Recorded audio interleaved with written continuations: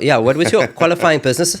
And then, yeah, go for it. Like, so my qualifying business is called iLearn, corporate education business focused on selling learning solutions to South African mid to large sector corporate HR, who predominantly have to educate their staff, driven by the BEE codes and tax incentives and some compliance elements that has created a macroeconomic demand to educate a workforce that previously has come out of a poor education system. So we seek to empower predominantly young black youth into employment and learning opportunities that a lot of them are entering the workforce for the first time and giving them the necessary work experience to make them more employable. Whereas previously, I think there's often this disparity between candidates saying that they can't get jobs because the companies are saying they want people with work experience. So the products that we sell helps bridge that gap. Okay, amazing. And then that's my main business, which I've been doing for 24 years. And then more recently, as a result of COVID, we were watching with a couple of co-founders and partners the international masterclass.com, where they've got the world's best celebrities teaching different topics. And there were a couple of people on there that I think most South Africans couldn't identify with. So we set out to copy and upgrade and paste an equivalent local version called MyMastery, where we have local personalities teaching different topics. Yeah, it's epic. And the DJing is... Yeah, so the DJing, which has been going for 3 years now. Okay. In fact, my first event after having had a few private lessons and wanting to explore how to do it and learn about the equipment and all of that was specifically at EO events. Okay. There were 2 in Cape Town and then Ignite in 2022, which was quite a poignant time because I had just decided together with my ex-wife that we were going to get divorced. Okay. And the music and the DJing, which became a sort of a hobby, actually became a very interesting therapeutic creative element to helping me get through my divorce. Okay, that's amazing. Yeah. And biggest now event that you've done that at? Was GLC in Singapore last year. There were 1,800 people in this gorgeous theatre in the centre of Singapore, and it was orgasmic. It was amazing. Yeah. And I especially love playing for people that I know. There's a connection, and when I know the people and I know the environment, I can curate the music in a way that I know I'm speaking directly to an audience that I understand. So, I think that makes a big difference. Yeah, that must be amazing because you're part of the day as well, so you know the energy of the day, exactly. And then you get to even replay that in a way. How long have you been a member, actually? I've been a member since 2012, so 13 years. Okay. I have been on the Cape Town board as the learning chair initially for 4 years, then the membership chair, then I took a break, came back as president, then went on to the regional council and was a membership expert for a year, and then more recently an area director looking after 4 Middle Eastern chapters, which as a side note I used very intentionally to understand the Muslim and Middle East cultures. I'm Jewish, and it's just been the Israel-Palestine conflict, and I used EO in a way to help me understand the other side, which has been very powerful. Yeah, I was in Egypt when you did that. Yes, of course. That was probably the hardest talk I've ever had to do. Yeah, it was incredible. Yeah, it was incredible. Yeah. Because, thank you. Yeah, well done. I mean, we actually haven't. I think I've chatted briefly after that, but no one could get it right. I was watching on the news, and they're still not getting it right. Yeah. Like they just couldn't do that, and you guys came in. Yeah. I think we just gave an authentic view on our experiences, and I think the call to action there was really about no matter what you're going through, how big or small. There's no better place to have a safe way to deal with what you're going through, and that's pretty significant as you do in EO.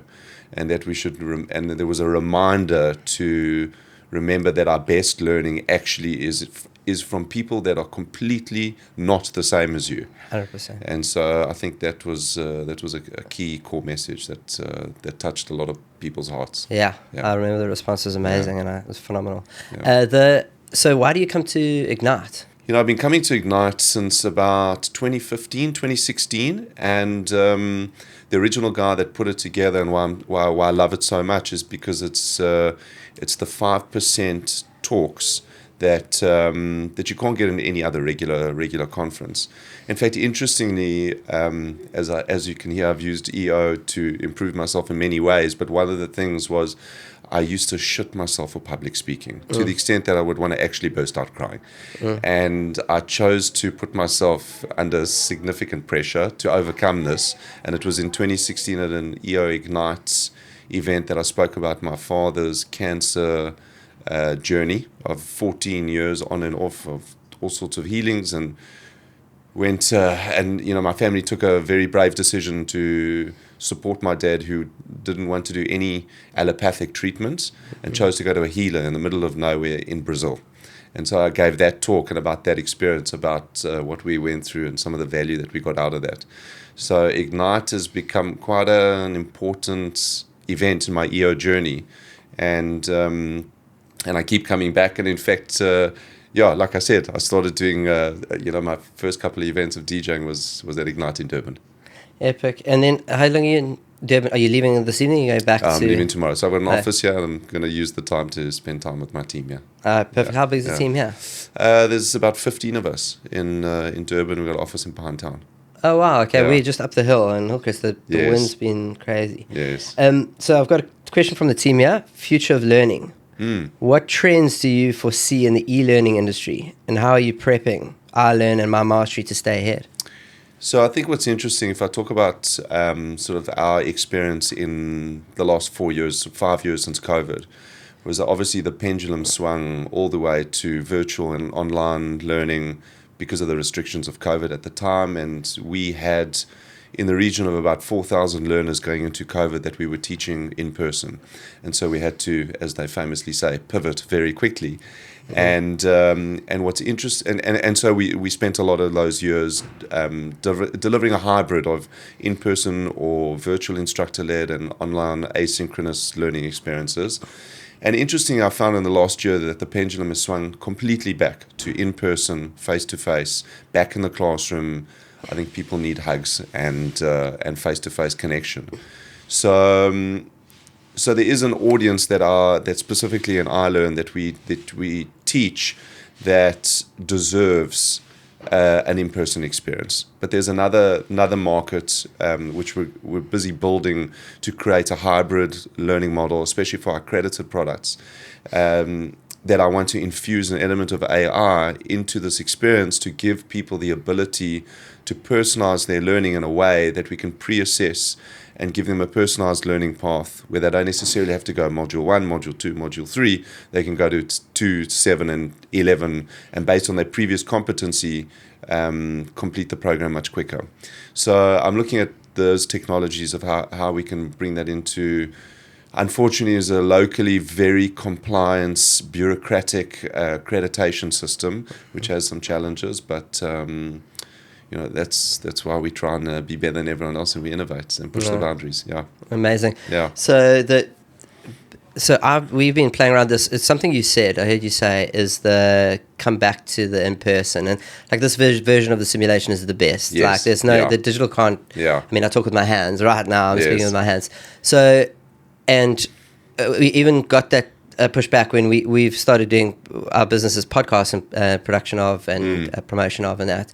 People said, but Google Notebook LLM just does podcasts for you now, and we were like, that's great.